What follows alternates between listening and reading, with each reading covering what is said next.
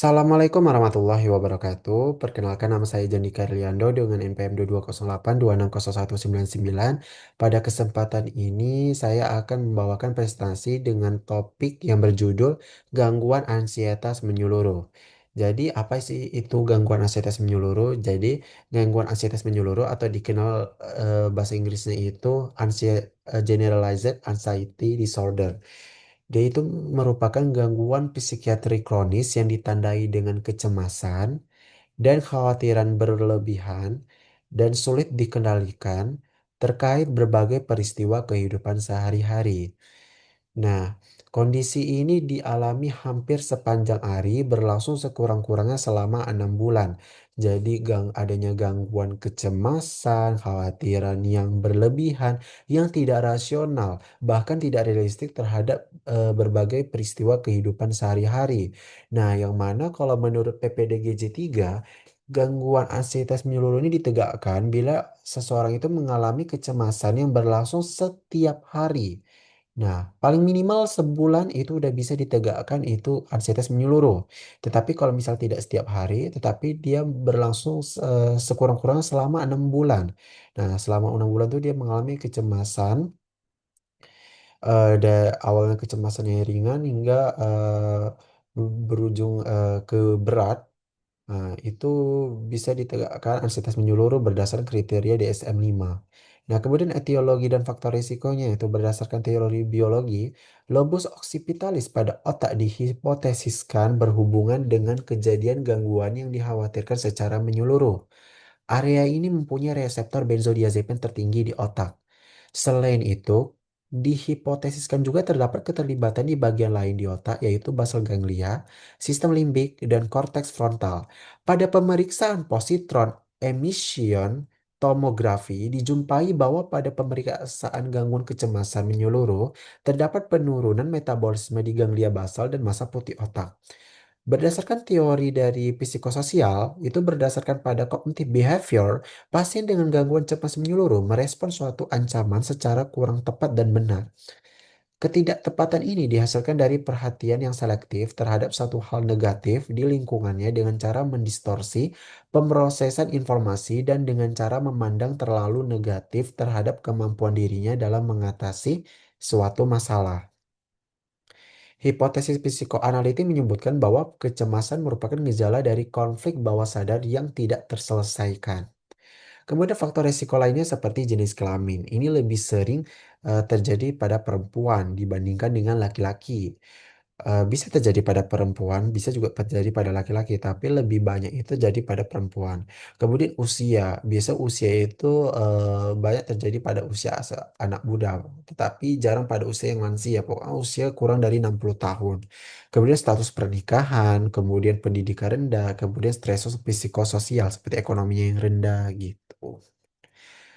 Kemudian cara penegakan diagnosa itu berdasarkan kriteria dari PPDGJ 3, itu penderita harus menunjukkan gejala primer ansietas yang berlangsung itu setiap hari selama beberapa minggu bahkan sampai beberapa bulan, yang tidak terbatas atau hanya menonjol pada keadaan situasi khusus tertentu saja.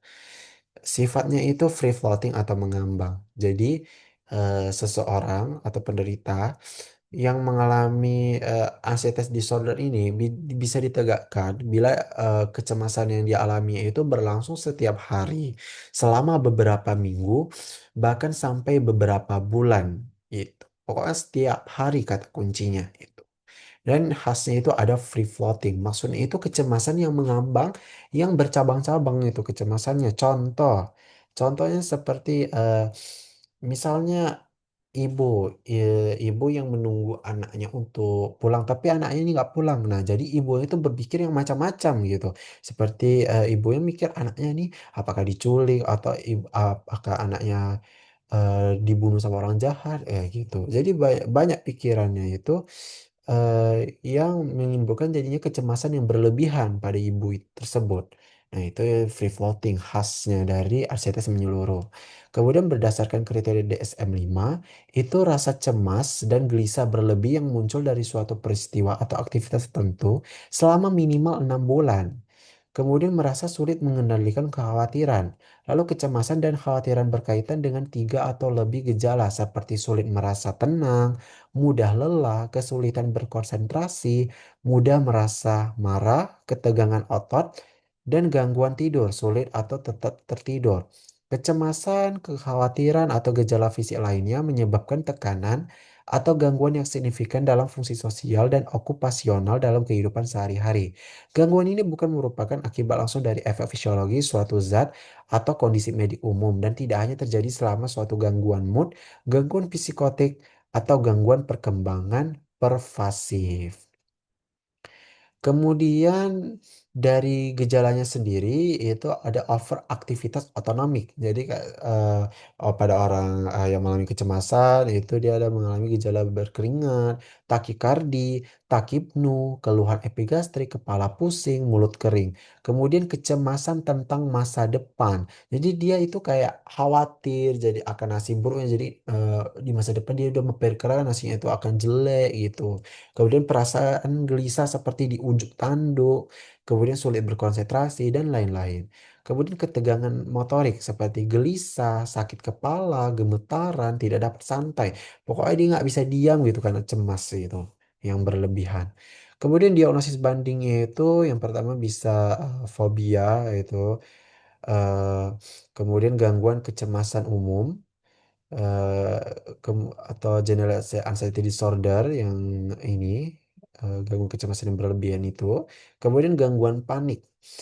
Gangguan panik yang mana ini tidak berlangsung setiap hari, yang mana pada gangguan panik ini biasanya orang itu mengalami sesak napas, nyeri dada, palpitasi, eh, dan khasnya di gangguan panik ini dia ada namanya ansietas antisipatorik.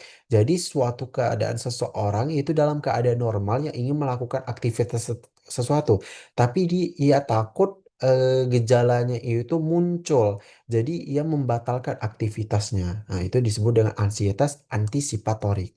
Kemudian gangguan kecemasan berpisah, separation anxiety disorder.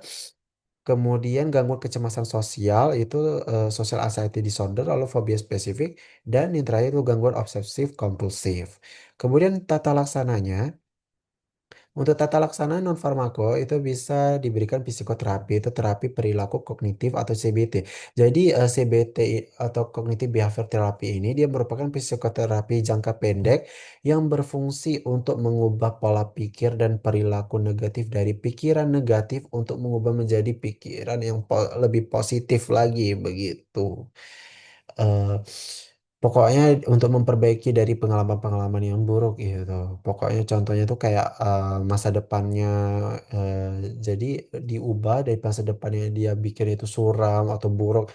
Jadi di dengan terapi ini pikirannya itu menjadi positif. Jadi untuk masa depan yang cerah dia harus berusaha semaksimal mungkin begitu.